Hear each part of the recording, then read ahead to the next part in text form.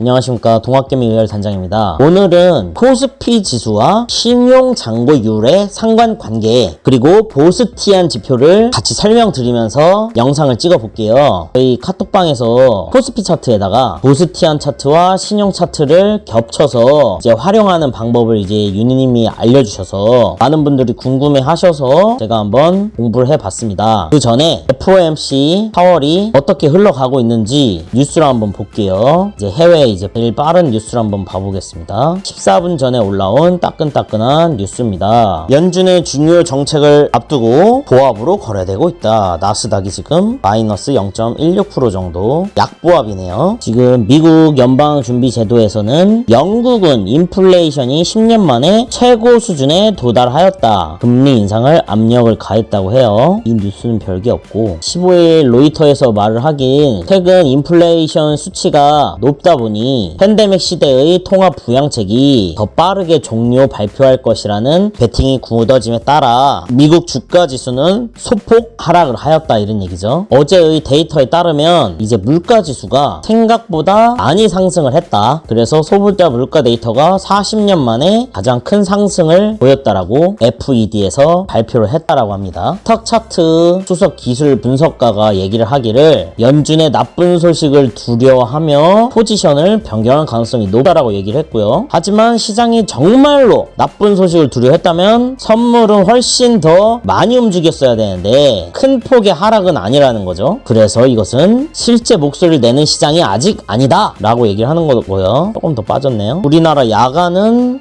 0.38%로 하락을 꽤나 하고 있죠. 이 하락이 연준이 발표를 하고 크게 반등이 나올지 이 하락이 시작일 뿐인지 그거는 오늘 새벽을 넘어서 지켜봐야 할 것이고, 제가 오늘 말씀드릴 지표는 신용잔고율과 코스피의 상관관계와 보스티안 차트를 말씀드리려고 합니다. 유니님께서 말씀해주신 거를 메모장에 제가 적어봤어요. 코스피가 상승과 하방을 구분하는 것 중에 기본적으로 코스피 차트와 신용 차트랑 보스티안 차트를 겹쳐서 보는 거예요. 아주 깔끔한 코스피 종합 차트인데요. 여기에 신용잔고를 이 코스피 차트와 딱 이렇게 연결을 같이 보면 이게 무슨 얘기냐, 신용잔고와 코스피와 연관관계로 간단하게 해석을 할 수 있다라는 얘기인데요. 신용잔고가 코스피 가격보다 밑에 있어요. 밑에 있으니까 시세를 빵빵빵빵 올려줬지만 이 가격보다 신용을 더 많이 썼어. 지금 이렇게 신용을 더 많이 쓰니까 어쭈 이것 봐라, 좀 건방지네, 신용대출을 써서 주식을 사? 이놈들 안 되겠네 하고 와장창창창 내려버린다는 얘기예요. 가격보다 신용을 많이 쓰니까 아직도 정신 못 차렸네 하고 빵빵빵빵 내린다는 얘기죠. 그러니까 신용을 가격보다 그 이상 신용 대출을 썼을 때는 세력들이 이렇게 가만두지 않는다라고 해석을 하시면 돼요. 그리고 신용잔고만 보는 게 아니라 이제 보스티안 차트도 같이 겹쳐서 보는 거예요. 보스티안 차트는 세력 물량 차트라고 보시면 됩니다. 그러니까 보스티안 차트는 큰 손들이 많이 들어왔냐, 큰 손들이 빼냐, 큰 손들이 넣고 있냐, 그런 차트인데요. 일중 강도 지수라고 불리우고 있어요. 보스티안 인트라데이 인텐시티 인덱스라는 차트인데요. 보스티안을 한번 넣어보겠습니다. 보스티안도 같이 겹쳐서 넣어보겠습니다. 보스티안 차트는 세력 물량 차트라고 하잖아요. 왜 세력 물량 차트라고 하냐면 설명을 보시면 데이비드 보스티안이라는 사람이 1967년도에 개발된 지표인데요. 하루하루 1일 하루하루 가격과 거래량과의 상관관계를 지표로 측정한 차트예요. 이제 수식은 간단하게 보시면 되시고요. 이 보스티안 일중 강도 지수는 대량으로 거래하는 이제 기관 투자자들의 행동을 따라하는 것을 의미한다. 그러니까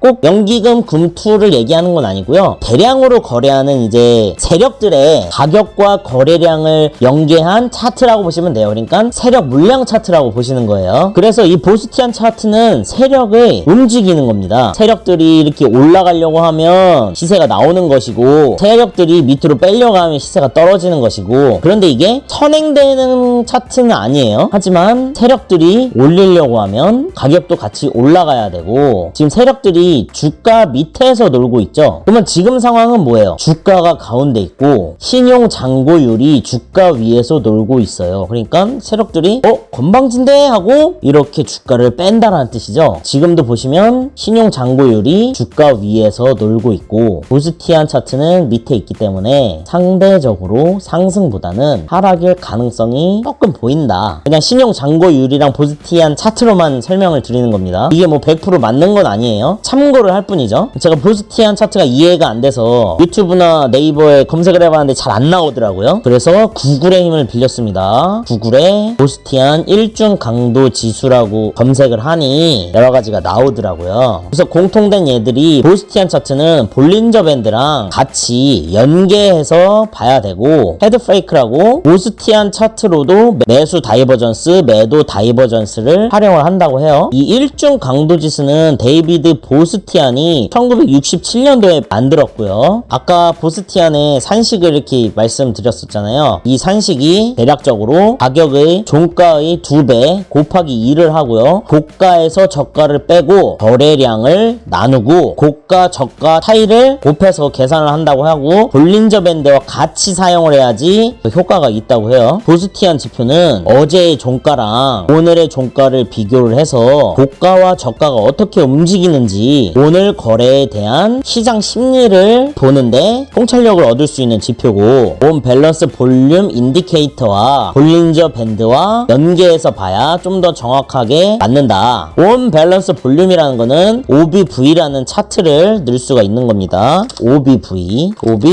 요 차트죠. 주가와 거래량을 동시에 고려를 해서 지표로 만든 거예요. 이 지표는 주가가 큰 변동성이 없이 정체 상태일 때, 횡보 상태일 때 향후의 주가 추세를 예측할 수 있다라는 겁니다. 횡보 상태일 때 OBV가 증가 추세일 때는 매수하고 감소 추세일 때는 매도를 하고 횡보 국면이면 추세 전환 임박 신호로 인식을 하고 이게 OBV가 상승을 하면 세력들이 먼저 자금이 주식시장에 들어온다라고 판단을 하면 된대요. 세력들이 먼저 들어오고 나중에 일반 대중들이 시장에 들어오기 때문에 상승 국면의 전환을 미리 예측을 할 수 있다 그래요. 보스티안 차트랑 좀 비슷하죠? 이걸 같이 보는 게 좋대요. 보스티안 차트 공식이고요. 보스티안 차트를 활용하는 방법이 이 다이버전스도 확인을 하네요. 하지만 MACD나 RSI 다이버전스가 좀 더 주가를 예측하는데 좋은 지표입니다. 이제 일중 강도 지수는 세력들의 대량 거래를 알아낼 수 있고 추세 반전을 예측을 하는 데 쓰이고 볼린저 밴드를 보완하기 위해 존 볼린저가 권장을 했다. 일중 강도를 시각화한 거다. 일중 강도라는 뜻은 매일매일의 거래량과 주가의 상관관계를 시각화한 거입니다. 주가 위에 신용잔고가 있고 주가 밑에 보스티안 차트가 있을 때에는 이 시장이 부정적이다라고 말을 할 수 있는 것이고 주가 밑에 신용잔고가 있고 보스티안 차트가 위에 있다면 이 주가 시장은 긍정적이다라고 전체적인 시장 분위기를 알 수가 있는 거예요. 그리고 이 보스티안 차트는 세력들이 어떻게 움직이고 있는지를 보여주는 차트이기 때문에 이 OBV라는 온 밸런스 볼륨 차트와 연계를 해서 보면 좋은데 이 보스티안 차트와 주가를 보니까 보스티안 차트가 떨어지면 주가도 같이 떨어지고 수행성이나 선행을 가지 않고 그냥 주가랑 똑같이 움직이거든요. 그래서 보스티안 차트로 이 실시간 매매에 적용을 하기보다는 이제 현재 시장이 어떤 식으로 흘러갈 것인지 시장을 전체적으로 확인을 할 때 쓰기 좋은 지표라고 볼 수 있을 것 같아요. 오늘 생소한 지표에 대해서